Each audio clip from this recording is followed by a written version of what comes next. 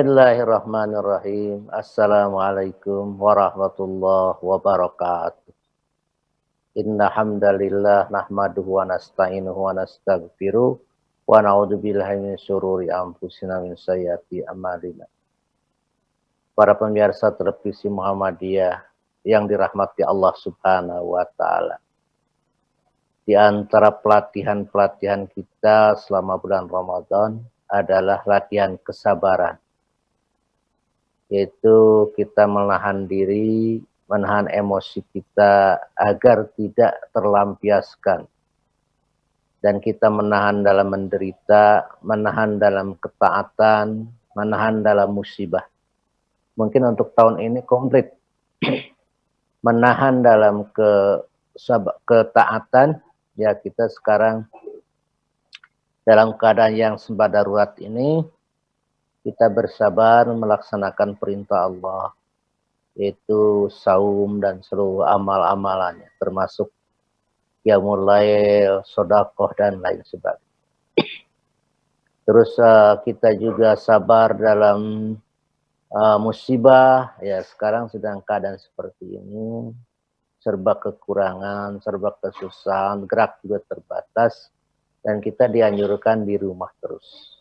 Selama sebulan kemarin kita saum, betul-betul kita berlatih dalam kesusahan, berlatih dalam kemudaratan, berlatih dalam kekurangan. Maka itu adalah pelatihan kesabaran yang luar biasa dari Allah Subhanahu wa taala. Terus juga sabar dalam ketika kita beriman pada Allah Subhanahu wa taala. Sabar dan sabar, maka Allah Subhanahu wa taala menganugerahkan pada orang-orang sabar itu ialah yang disebutkan dalam Al-Qur'an, innallaha yuhibbus sabirin atau innallaha ma'as sabirin. Allah beserta orang-orang yang sabar. Ya ayyuhalladzina amanu ista'inu bis sabri was salat innallaha ma'as sabirin. Hai orang-orang yang beriman, mohon pertolongan engkau pada Allah dengan sabar dan salat, sesungguhnya Allah beserta orang-orang yang sabar. Hadirin atau para pemirsa TVmu yang dirahmati Allah Subhanahu wa taala, sungguh susah sebetulnya pelatihan sabar itu. Hanya orang-orang tertentu yang memiliki sifat sabar. Orang-orang yang beriman, orang yang bertakwa itu terlatih. Dalam Al-Quran disebutkan orang-orang yang beriman itu wal kaziminal ghaid, yang bisa menahan amarah, yaitu karena kesabaran yang tinggi. Wal afina anin nas, dan orang yang bisa memaafkan kesalahan manusia. Saya kira ini mungkin perlu kita perhatikan betul, sebab orang-orang sekarang itu mudah putus asa. Karena memang keterikatan pada Allahnya, keterikatan pada Tuhannya itu sangat rendah. Manusia sekarang itu terlalu mengandalkan pada kemampuan fisik, kemampuan otak, kemampuan kemanusiaannya.